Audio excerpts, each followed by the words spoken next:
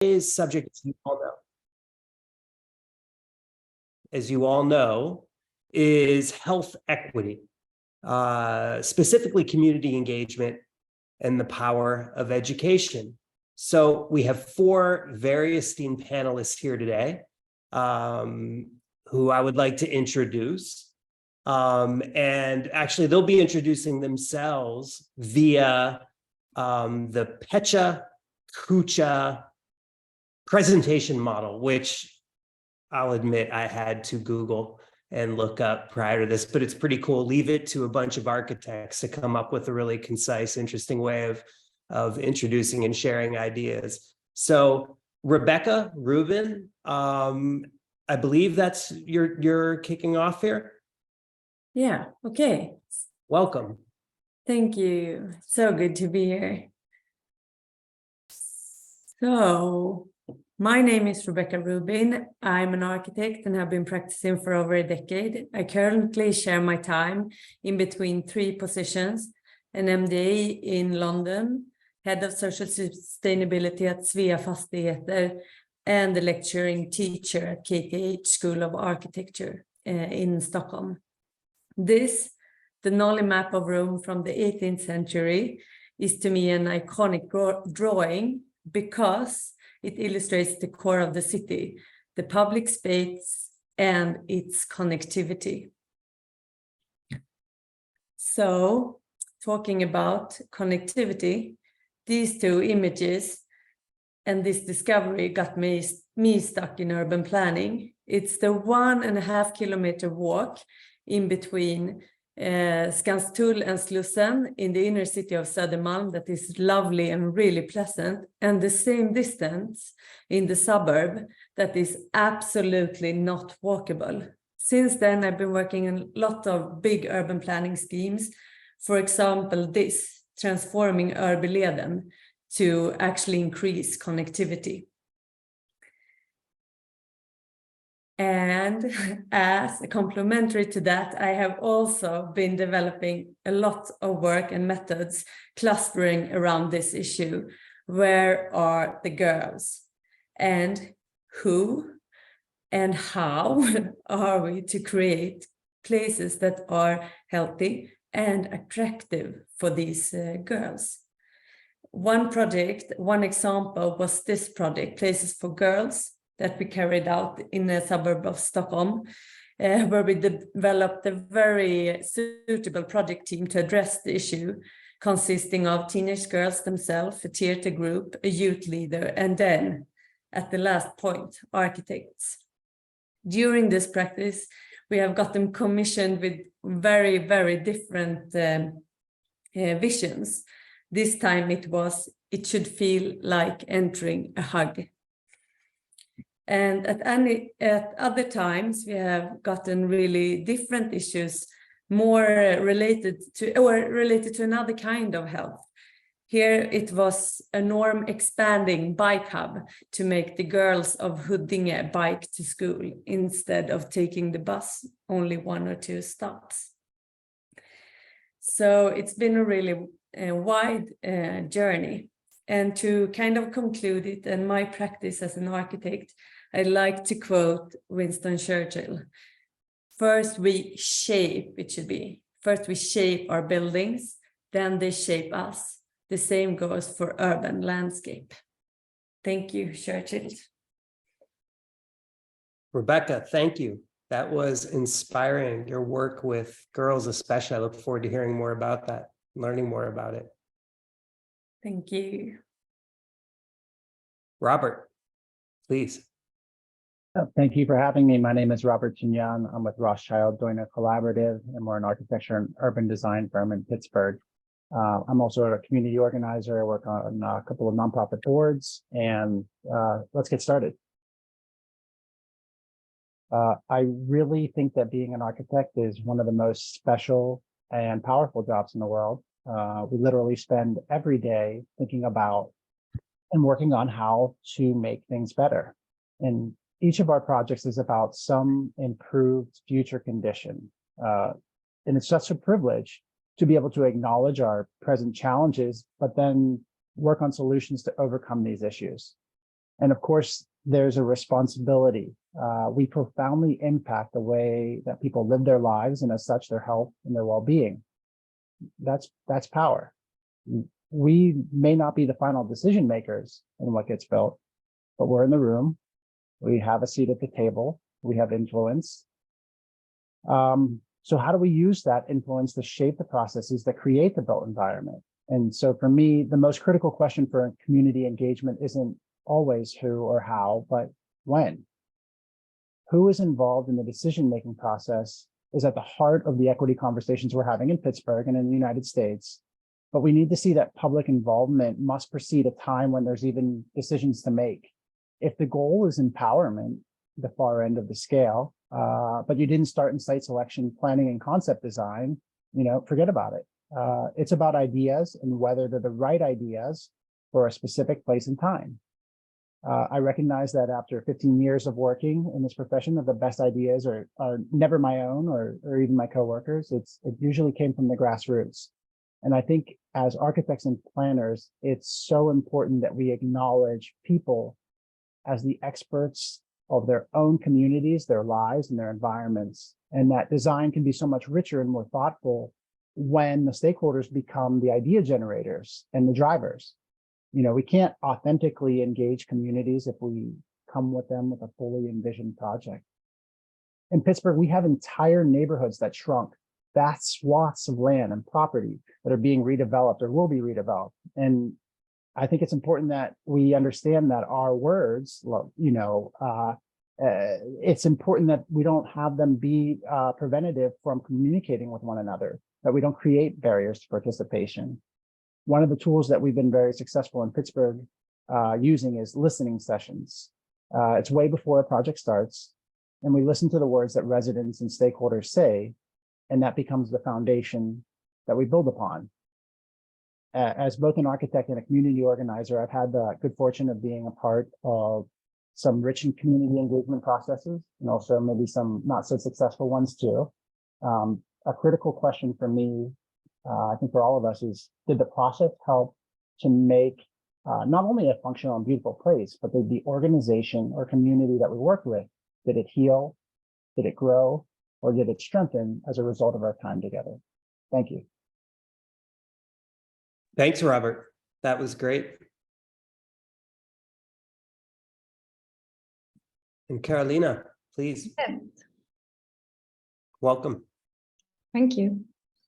Okay, my name is Carolina Wikström, and I'm an architect and co-founder of Asante Architecture and Design and General Secretary of Europon Sweden. Asante means thank you in Swahili. We chose the name because our first project was carried out in Tanzania. The project was to design a new sustainable children's center for an NGO called Econef. Econef was founded by this woman you see in the image, Caroline Nicholas, with the aim to improve the lives of orphans in the Arusha region of Tanzania. Our design proposal has focused on making the new center to be as self-sufficient as possible as a way to reduce Econef's reliance on private donations. In this sense, economical and ecological sustainability has been very tightly tied. And the children living at the Econef Center have been involved in the planning process. Their knowledge of the local environment and preference different types of spaces has been essential for our design process and understanding of the need for protected outdoor spaces. And the center has been built in close collaboration with local builders. We involved a local engineer to be supervising the building and local carpenters. This had been very positive results. During the construction period, for example, we had no theft, which is very uncommon for the region. And the buildings are planned to be largely maintenance-free using local materials and building techniques. On top of the roofs are solar panels that create electricity and solar water heaters to provide warm water for the showers. And the project is an example of how it is possible to make the most out of limited means and take advantage of the skills and engaged expertise of local community. All the builders and the children who has participated in the planning and the construction and are proud of the project and feel an ownership of it. Now, moving from Tanzania to Sweden, during the year 2019, Asante won this competition in Eskilstuna in Sweden with the proposal Life in Equilibrium. The starting point in this proposal is to create one system that balances the three main elements, the site, the user, and the technology. And there's been a great deal of influence from the sun on the architecture of the building. Throughout the day and in different seasons, the roofs have been designed with varying angles to maximize solar radiation. The roofs and the facades of the buildings incorporate solar cells in a pattern that creates an architecture design. And for the proposal, it was important to get the users involved in the building. The typology enables flexible rooms division through the narrow house bodies with windows along the long sides. The buildings can those undergo a life cycle according to the user's changing living habits. Yes. Carolina, thank you. I love your work with Asante, and I'm looking forward to learning more about it, as well as learning more about the Europe and Sweden effort. So thanks. And last, but certainly not least, we have although she's coming to us today by way of New York City, she is Pittsburgh's own Professor Erica Cochran. Hameen, Erica, please, welcome. Thank you, everyone. Absolutely great to be here. So I'll just go ahead and jump in and head on to the next slide. All right, so our goal is to achieve an optimal indoor environment in buildings on an individual scale, community scale, citywide scale, and beyond. And so if we look at these images, they are perfect examples of what we want to do. But unfortunately, that's not the type of condition that a lot of people live in. Unfortunately, what we see is that while our goal is to provide an equitable and beautiful space for all demographics, many vulnerable populations, especially children in low-income areas and socially disadvantaged neighborhoods, they live and they go to school in environments where indoor environmental quality conditions that we know are correlated with test scores and health issues as asthma, the environment is hurting them. This is especially important if we look in the global south, where flooding and heat stress are placing an even higher burden, in particular on households in those locations. So what do we do? What are some of the solutions and where can we go? What I want to do is talk about 3 examples of how we can ultimately have energy efficiency as well as health and well-being. One great place to look for some of those examples is right there in the AIA, just checking out the COAT Top 10 projects. These are wonderful ultimate examples of places where they connect nature and well-being and ventilation and sunlight and daylighting and all the wonderful things that we talk about. These are projects where they're also using post-occupancy evaluation as a way to measure what worked, what didn't work, and then take those lessons learned to be able to use them in future projects so that we can always have improvements on the built environment. So what an exciting project. And these are just some examples that you can absolutely find on the AA website. And it's also important to know that the buildings don't stand alone. They serve as a connection between the neighborhood and the community. In my K-12 research and community engagement research, we always want to research all of these aspects of the indoor environment. These include the physical factors such as air quality, acoustical quality, visual quality, thermal quality, and of course, various personal factors. To learn more about how you can do your own post-occupancy evaluation, you can just Google protocols for post-occupancy evaluation in schools, and there's a paper in there that I wrote with one of my former students, Bobachi Kanaparam. At Carnegie Mellon, one of the things I do is I am a faculty there, and I teach a course called Indoor Environmental Quality and Energy Efficiency. These are some images from some work I do with my students. What's important is also just getting them out there and using community engagement as a means to be able to connect things and provide those evaluations directly for people. I want to end with the Rehouse Toolkit made by one of my former students, Dr. Bobachi Kanaparam. And this is a toolkit that directly responds to equity and climate change challenges faced by people in the global south. I encourage everyone to go to her website and try out her toolkit and learn about more ways you can help or participate and do things to help with post-occupancy evaluation, indoor environmental quality, and helping people achieve equity in their built environment. Thank you. Thank you. That was great as well. All right. So we're going to now move into a conversation on this topic. As you know, you were presented with 3 questions, but what I'm hoping happens here, and I think the point of this series and of this conversation is to really have you share the specifics of the different problem sets that you're working on in Pittsburgh, in Western Pennsylvania, and in Sweden. Coming from Pittsburgh myself, I can tell you that when it comes to the built environment, architecture, design, and for sure environmental health equity, it's a really interesting and troubling story to tell.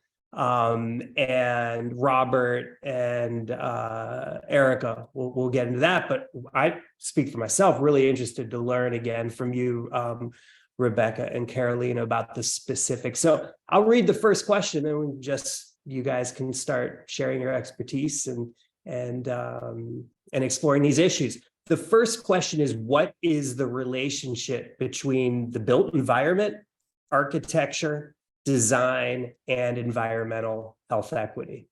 I'm not going to ask anybody specifically, or maybe I should. I don't know the rules of moderation, but feel free to jump into the conversation if anybody has any thoughts.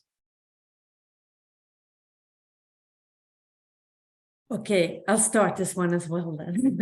No, but I'd say it's in a way it's absolute, the relation in between health and the built environment. And to give you an example, we can talk about physical health and the physical health of children. And we see in Sweden that we have a huge challenge that the kids, they are not physically active enough. Only 20% of the 12 years old are physically active enough, which means that 80% are not. So it's a huge pandemic in a way.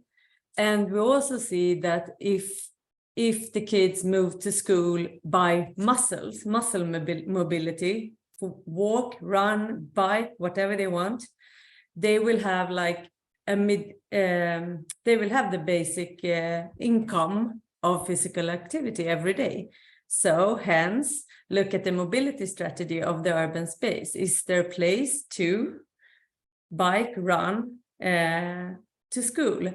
And we don't have enough, I'd say, place for that as the situation is right now. But we also have this huge potential of actually transforming streets and paths so the connectivity increases and the kids would have an attractive but also a safe way to school by foot or bike. So I'll jump in with that, and thanks, Rebecca, for bringing up children, because that's one of my areas of research. And one of the, when we look at that connection, especially with the school building, unfortunately, some of the things that I've seen are windowless classrooms, schools without adequate ventilation, windows that don't open, and one of the things that, I talked about this with my slides, is that we really involve post-occupancy evaluation. I think if we want to truly understand that connection between equity and health and productivity and design, then what we must do is go back when we're finished. When that building opens and all the occupants move in, we have to go back. We need to do surveys and ask people, are you comfortable? What things are working? What things aren't working? Do you like the lighting? Because we can then take that feedback to make some corrections. We can also take that feedback for us to know how to adjust things in our future designs.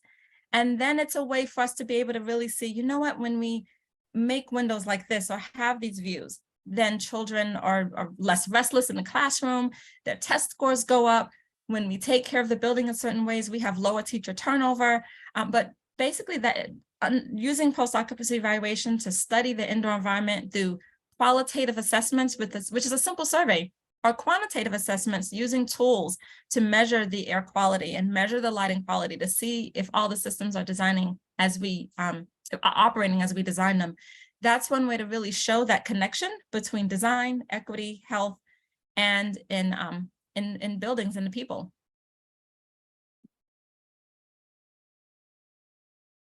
Yes, and I can also continue there. We in Asante has also been working with the children perspective, as Rebecca was mentioned. And in Sweden, we have a policy for architecture called Gestaltad livsmiljö, or design living environment. And what it says is that architecture, form and design must contribute to sustainable, equal and less segregated society with carefully designed living environments where everyone is given good conditions to influence the development of the common environment. And what I read also, which I think it's very interesting, that they're saying that elder people who has a view out to greenery like trees and plants, they are the patients that have recovered more quickly. So I think it is really important with this beautiful environment that we are trying with this politician policy to manage in Sweden in all different municipalities. And I think it's very important to have it on that level, that we have to make our cities good environment. I think one of the ways I wanted to respond was, sort of with a question. I was curious from our Swedish counterparts that some of the images that Erica showed, they had, the condition of some schools. Our built environment is increasingly very representative of the inequalities that we have in our city. The issues that we're facing are on very elemental, basic levels. We're struggling to feed our communities. We're struggling to have healthy environments to live. Our houses are growing older. And so I wondered if Sweden is dealing with similar challenges. This is part of, I think, our aging. We have an aging city, we have an aging infrastructure. And I'm wondering about renewal and revitalization.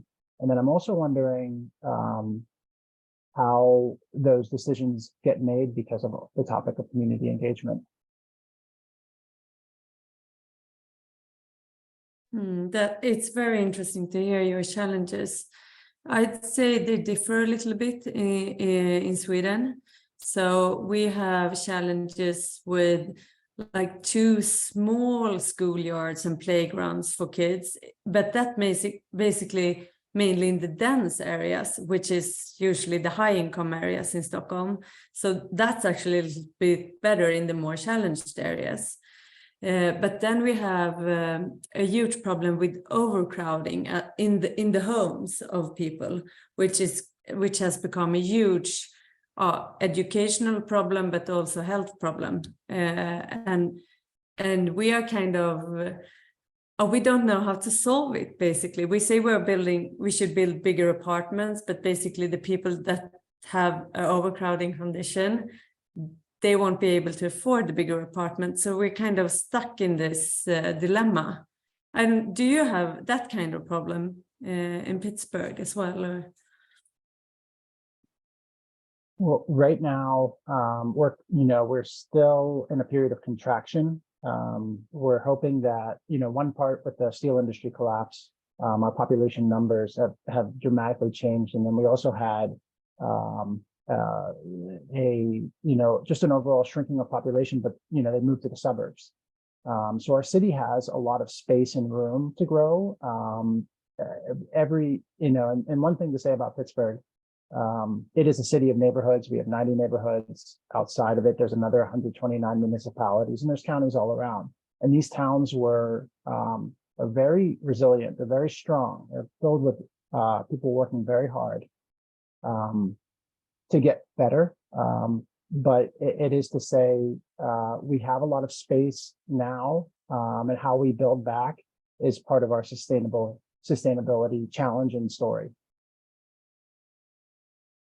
So if it's okay, B. Fisher has a great question in here. So I wanted to jump in and try to give some of my perspective to B. And the question is, does anyone have experience in improving existing buildings that may be challenged in terms of physical and budget resources?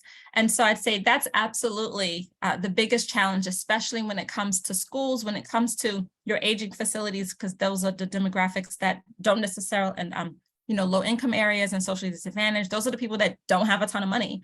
So one of the things that I've done with my experience in practice before coming to academia and now in academia is that post-occupancy evaluation. And here's why it helps. One, schools have big challenges and they're trying to figure out, what do we prioritize? How do we prioritize it? And so by doing the surveys, it helps us to be able to go to the districts when we're asking for money, to be able to say, these are the top 3 complaints that all of the building occupants are saying. And then we use the statistics. So my other research that I do is I use statistics to show how certain building conditions are directly correlated statistically with test scores, to be able to say, we're hearing problems of air quality. I'm just giving an example. Some teachers had a classroom, and on a certain side of the building, they were saying that this part of the building smelled bad. It smelled horrible. It's always smelled bad. And the kids were always sleepy and didn't want to do their work. So we went in with our sensors and we measured the carbon dioxide levels. And, you really want your levels to be at like 800 or so, definitely less than 1,000, no more than 400 parts per million above outside air. They were at over 4,000 in this room. So I said, your problem is they don't have any fresh air. They need fresh air. So this is a way to take those complaints, measure it with something quantitative like sensors, and then be able to immediately say, this is above where you should be. If we're looking at any of our goals on best practices, any of our design guidelines, this is wrong. So now they have something, the school was armed with proof that they needed to get something fixed with that mechanical system. And so I'd say, a couple of steps on doing that is, measuring things and identifying what the top problems are. And then, I'd say you can team with universities or a lot of papers to just show these are things that are correlated with test scores. This is correlated with people, with actually real estate prices and people moving in and out. And so that's how we prioritize things.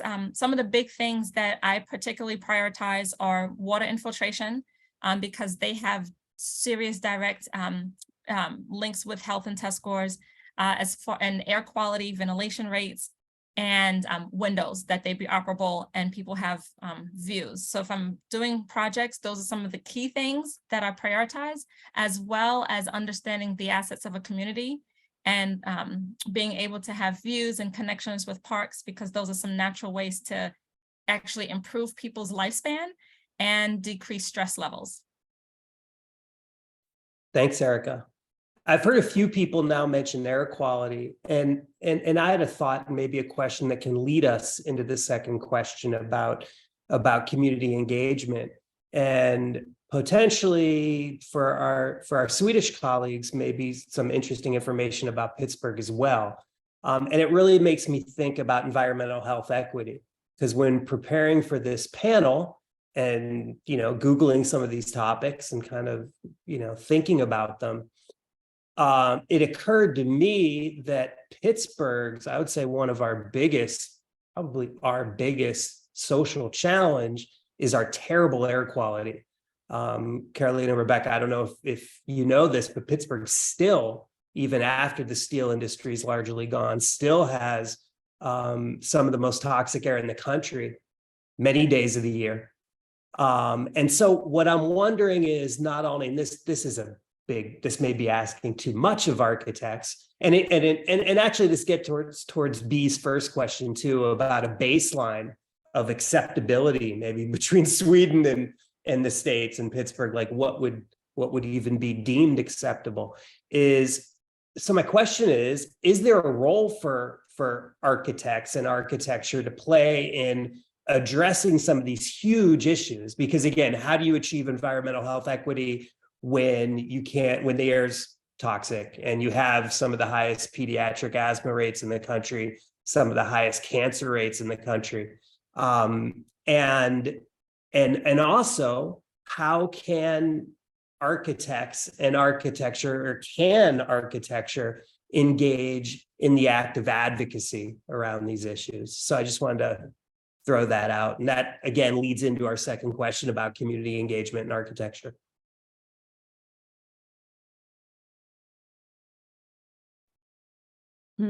Okay, so it seems we have we also work a lot with polluted air because it's a huge health issue here as well. But it seems, because for us, it's actually traffic that is the source of the most toxic air. And that's it's also quite regulated where we are able to build or where we can build.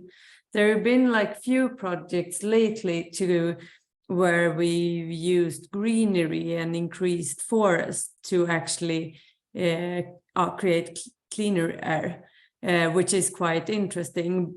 But yeah, so we're kind of in a different scale of the issue, I'd say. But most certainly the built environment must be a part of the solution. Well, it just occurred to me, I'm sorry to jump in, but it's kind of interesting that architects at one point, because the source of our terrible air primarily is, it's interesting, the largest coke smelt in the country is located, which is actually an amazing structure. If you ever drive by Clairton, the Clairton coke smelt, huge structure, is located just a few miles outside of the city limits. And I don't know what year it's built, maybe Erica does, but over a century, I believe, maybe Robert does.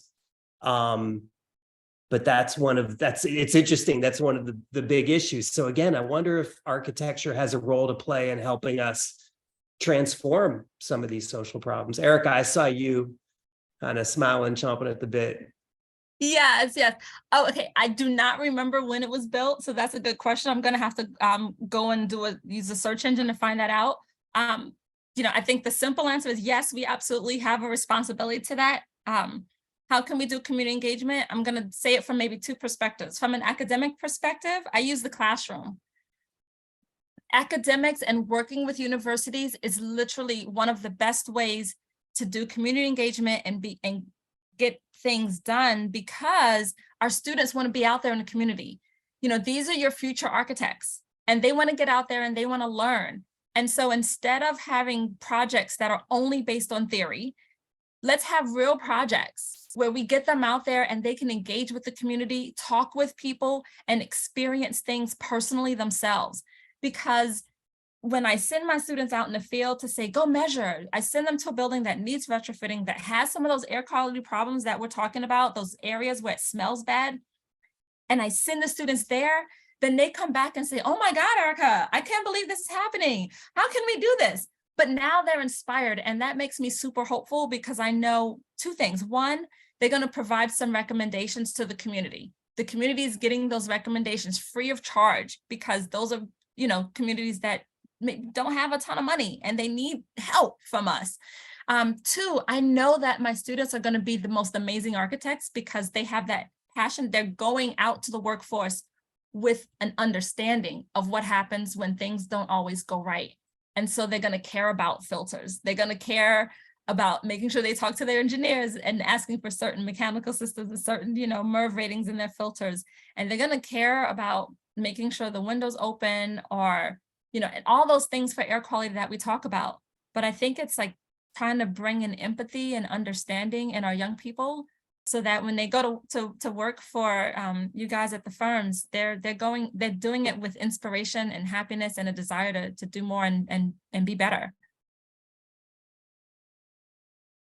And I think you're on such a very important point, that we go out of the office, go to where the community is actually at, but also the point of educating, the kids actually on how the built environment will affect them. So they start to get their eyes open to what's happening. And then, I mean, in Sweden, we have two different structures that are really good for community engagement. And the only one of them is to connect them to the planning permission, because then we are like required to have a democratic process. And the other one is to use we have something called medborgarförslag, which is that every person can send a suggestion to the politicians and they have to reply. So that is also a format that is both good to educate the kids in that it actually exists, but it also gets kind of a dialogue going on to start a process that is much bigger. Yes, and I can continue there. I think this is really interesting what you're saying, Rika and Rebecca, that instead of like sitting in our offices, we have to go out and meet the people we are building for. So we, something we work a lot of with participatory planning, and we have interviews with the people who will use the buildings. And what we have also recognized is that people feel ownership, both now in Tanzania, since we have done this project, is that you take more care of a building or a place when you have participating during the building, the construction phase.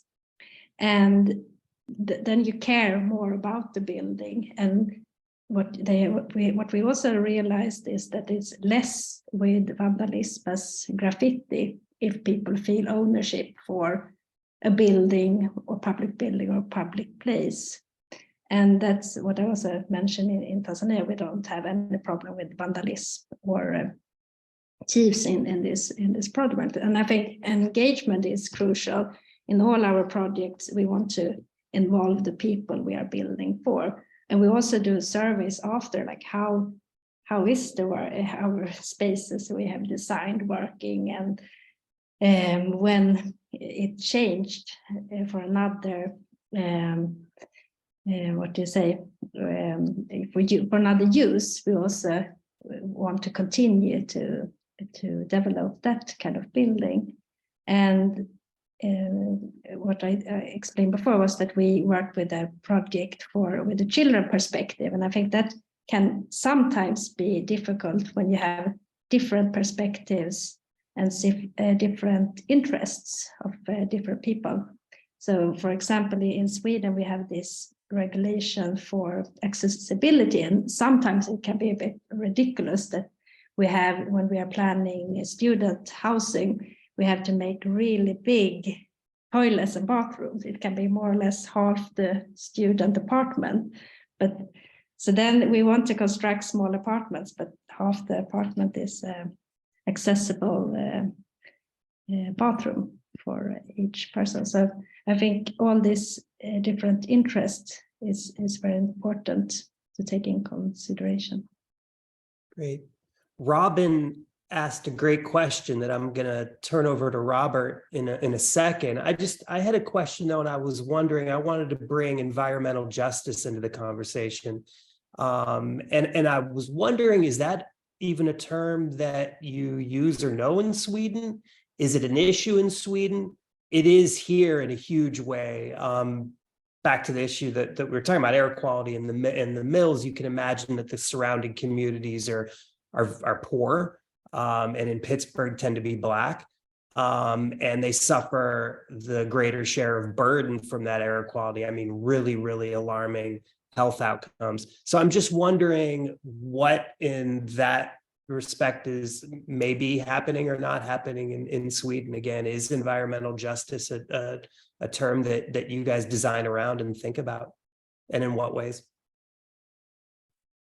So I'd say it's not a crucial term that we work around all the time, but there is it's getting higher and higher on the agenda.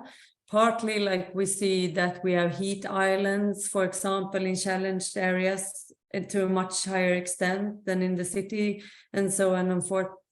but also that we see that our CO2 emissions are much higher in the high status areas and the rich areas. So in terms of equality, there should also, and there have been the city has started to do maps about this, illustrating like the injustice in between it. So I think the topic is actually growing bigger and bigger for us right now. But how do you work, like in a top-down perspective? How would you say you work around it in Pittsburgh?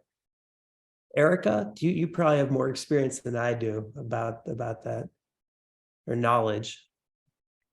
So I think some of the things are definitely doing that community engagement really right from the beginning, like in the design process, bringing in community members, but then also going to people to where they are. So I think one of the things, and Alex, you talked about this with, especially when you're talking about like disadvantaged neighborhoods, low-income areas, predominantly Black neighborhoods where there's just a large amount of disenfranchisement. It's important not to just say, hey, you disenfranchised individual, come to my fancy office and come talk to me. Because right off the bat, you're putting yourself in the position of power, and these against people who are used to being unempowered. And so it's got to just flip it. And we have to leave the office, leave our area, and go to them. And this means going to the community meetings, going to the barbershops, going to the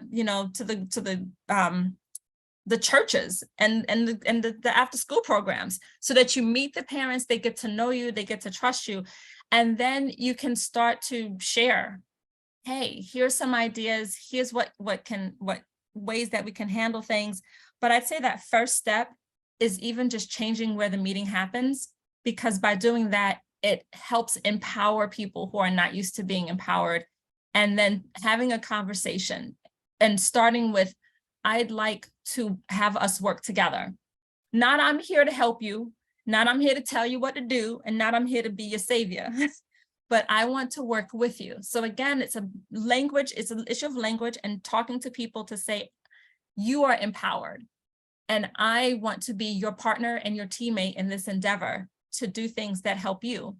And while that's happening, providing educational resources to show the importance of the things that we talk about, so that the community understands those engagement, understands those things and why they're important. Then what you do is you're going to, in turn, get a couple of community leaders who will be your shouters for you and be your advocates with you. Not, so this way, now the people who are doing advocating is you've empowered some other people, and they can then be the shouters. They can then go tell the other community members, you need to do this because blah, blah, yada, yada, yada. That helps, because then the community is helping other community members, and they're helping to spread the word without you having to do everything. So I'd say just that sense of empowerment and working with people and leaving our comfort zone. I think it's just that first step that sometimes we miss, and then we wonder why things aren't going the way we plan them to go. Carolina, I would imagine you have a lot of experience with that issue, with your work with Asante, particularly in Africa. Any thoughts to add about working with communities, not being seen as some sort of interloper, intruder or savior, but working collaboratively with communities like you have? Yeah, I think in this project, we have been working with Architecture Without Borders, and it has been a lot of knowledge sharing. And instead of white people coming to Africa, it has been the opposite, that we have learned so much. So it's really a collaborative, hands-on project, like architect. And that's what we have learned from that project, that we started to work on site. There were no machines, everything was made by hand. And then we want to take this way of working in Sweden as well, to go out on the construction side, help with our hands, because then you learn a lot instead of sitting by your desktop and working. Great. And now for the nitty gritty, Robert, in terms of planning, this is going to be interesting for me because I'm curious how much is the same and how much is different from city to city, community to community. Pittsburgh definitely being a smaller, older city that to some extent has been hollowed out over the last few decades, very provincial, parochial, for a lot of reasons that I think of as a little more change averse than bigger growing cities, which probably I would imagine, Robert, makes development a challenge at times. I wonder if you could speak to that in terms of Pittsburgh, and that would be great to hear from you, Rebecca and Erica, about your experience with development in Sweden. Well, I think I can just, really build off of what Erica was saying about how and where we engage people. But I wanted just to add that what I heard as well was a factor of time. You're not able to go somewhere and meet with a group once and even call that engagement at all. That's information sharing. It's important to share information. Transparency is important. But to get to the level of, co-design, empowerment, these are commitments, and there's a part for the architect. There's a part for the architect. We have to design proposals so that our time is spent meeting with people, talking with them, listening. We have to design proposals that allow for listening and co-design. The other, I think, just the Pittsburgh side of it is that, as I was saying, there's so many different neighborhoods that you have to spend so much time in so many different places with so many different groups, and not really try to then become an expert of each one, but to listen authentically to what each is saying over a lot of time. I think that's just really the base message of, kind of where we are is we have to invest a lot of time and we can make better outcomes if we're truly listening and engaging and empowering people by engaging them early. Great. Yeah, I actually absolutely agree. And I also think, we're working more and more by making it very specific which kind of dialogue we're after. Is this information? Is this consultation? Is this a dialogue? Or is this even co-creation? Which has kind of professionalized the methods of doing engagement with different groups. So I think that's a good path going down to, and also that there is kind of a possibility of double education, both for the architects being the listeners, but also kind of promoting our skills, giving our tools to the actual community. Like, how do you do this? Like, oh, we draw this. We are very transparent. We build this model. We have these different layers of sketch paper. And by like handing out our tools, we can actually engage in a much, much, much better way. Okay, but what was the question? If we are okay, how do you handle opposition? Yeah, how do you? No, but actually, I think the issue of time is the issue of time, but the issue of politician and political decisions is kind of an issue here. That the processes are really, really long, and it's hard to frame what we can actually ask, what we will actually have the possibility to change.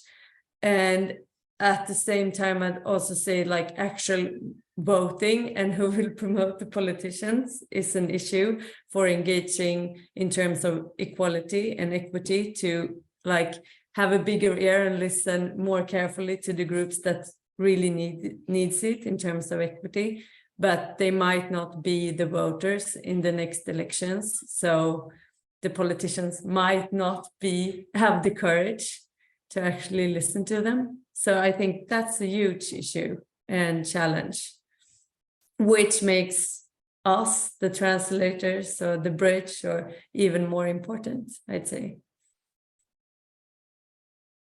Great.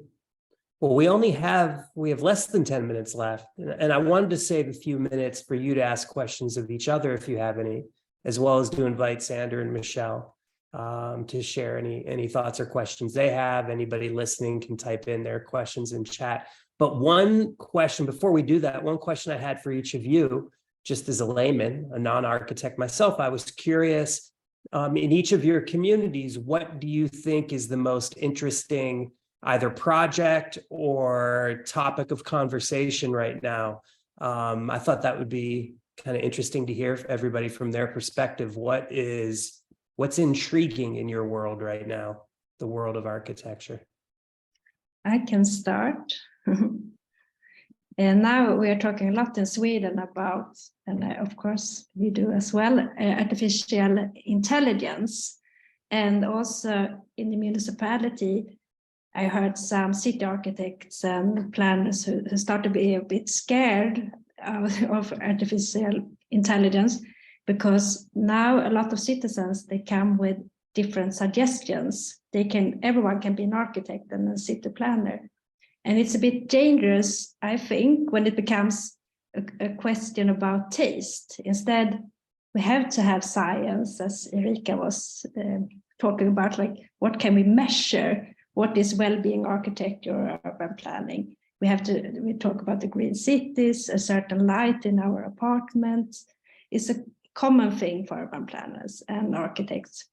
And I think this is a bit dangerous, and it has come a lot in different social media. Everyone is talking about what is ugly, what is beautiful.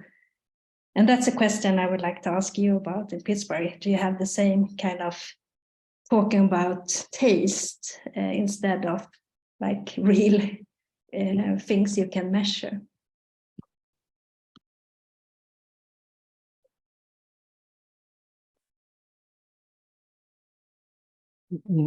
Personally, I think the issues of taste are always there, but I think they've taken a back seat to the equity issues. I think equity is the number one conversation we're having.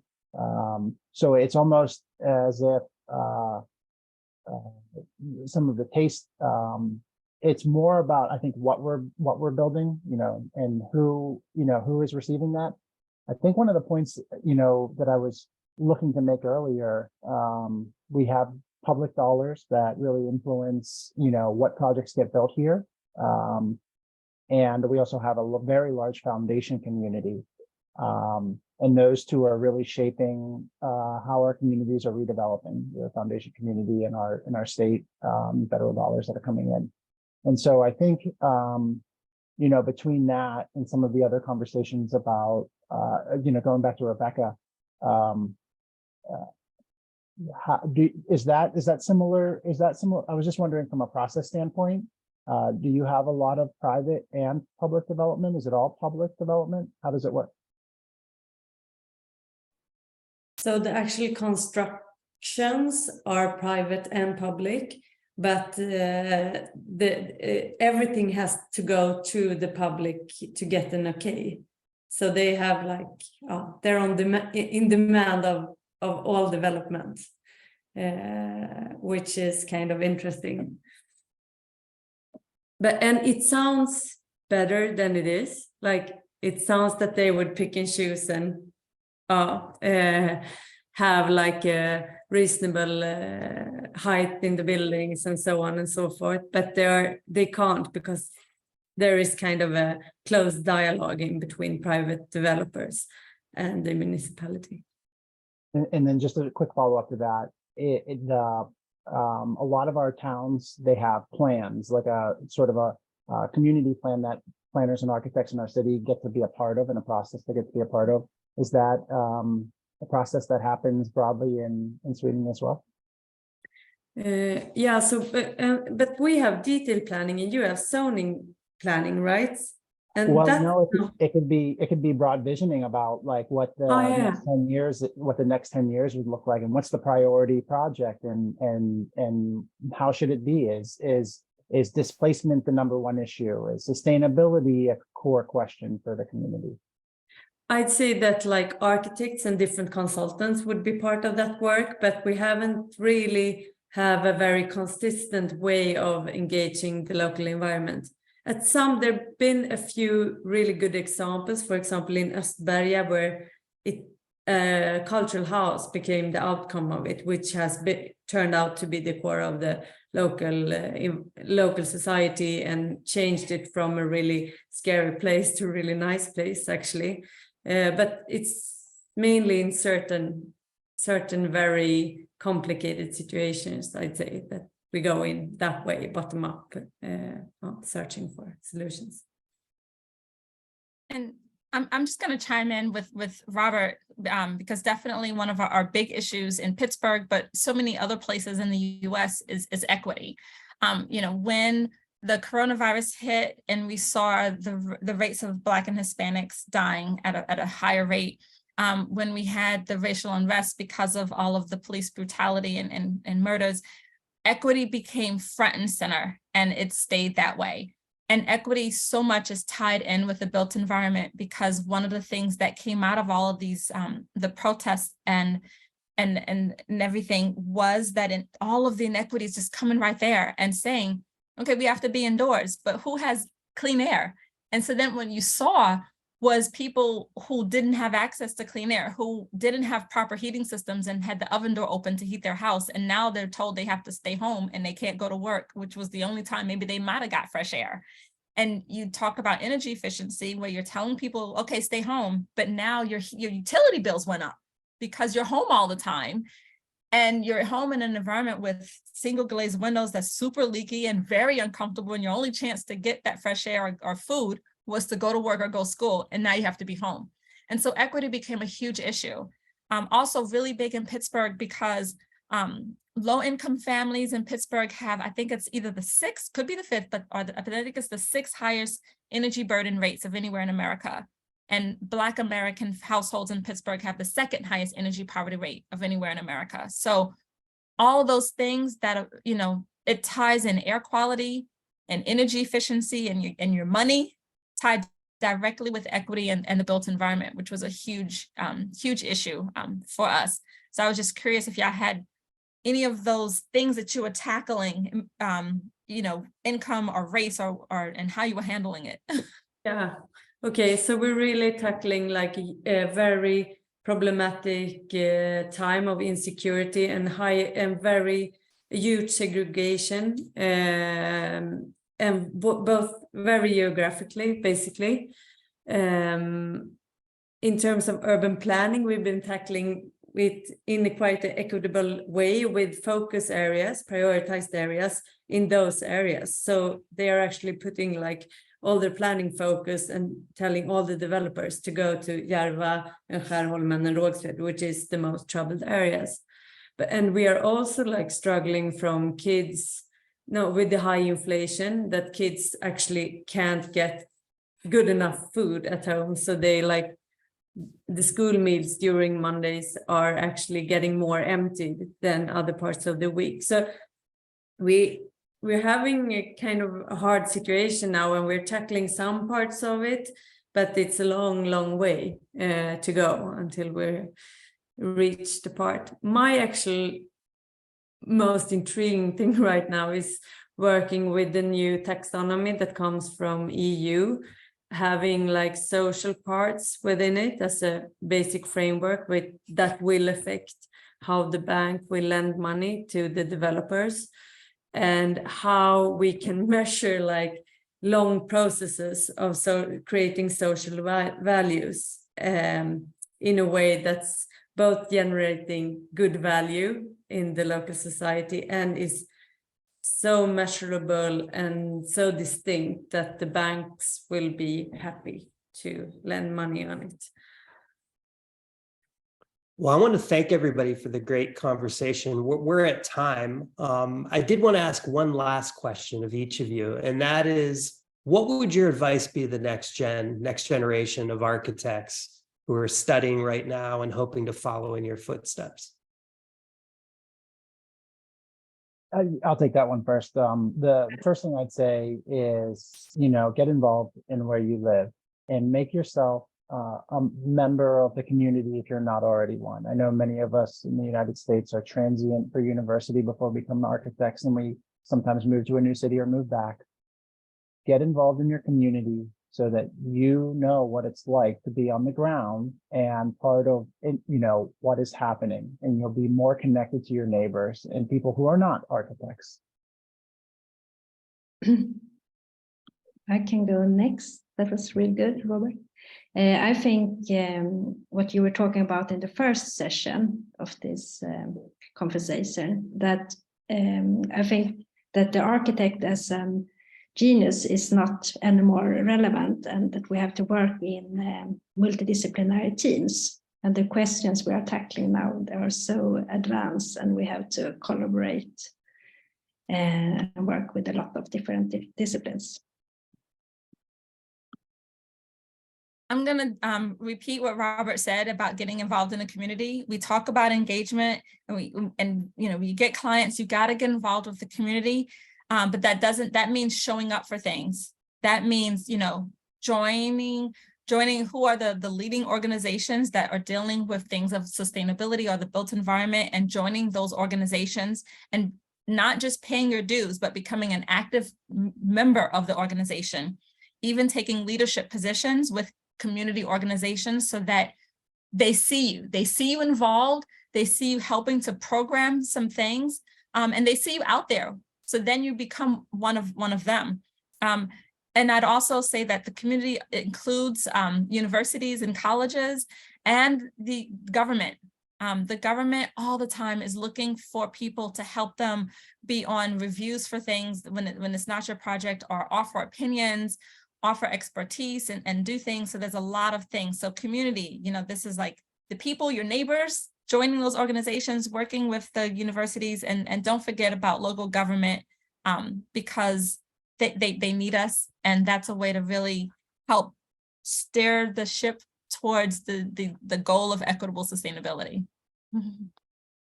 Okay, so after you're part of the grassroots and the organization and have practiced collaborative work, leaving behind the architects as the genius, I'd say get into science, like to read like what science is saying in all the different topics. Don't trust anyone, basically.